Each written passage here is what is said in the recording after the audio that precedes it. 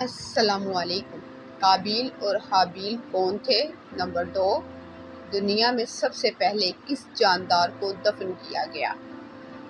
Number 1، قابیل اور حابیل حضرت آدم علیہ السلام کے دو بیٹے تھے۔ دونوں کے درمیان ایک بات پر جھگڑا ہو گیا۔ قابیل نے حابیل کو قتل کر ڈالا۔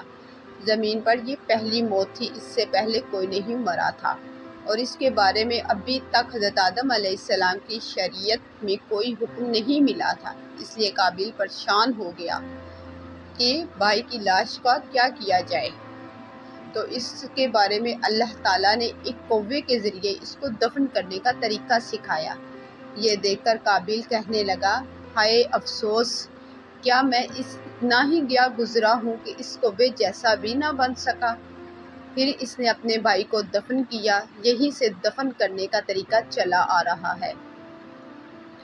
حضرت محمد صلی اللہ علیہ وآلہ وسلم نے قابیل کے متعلق فرمایا، دنیا میں جب بھی کوئی شخص ظالمانہ قتل کیا جائے گا تو اس کا گناہ حضرت آدم علیہ السلام کے بیٹے قابیل کو ضرور ملتا ہے، اس لیے کہ وہ پہلا شخص ہے جس نے ظالمانہ قتل کی ابتدا کی اور یہ ناپاک طریقہ جاری کیا۔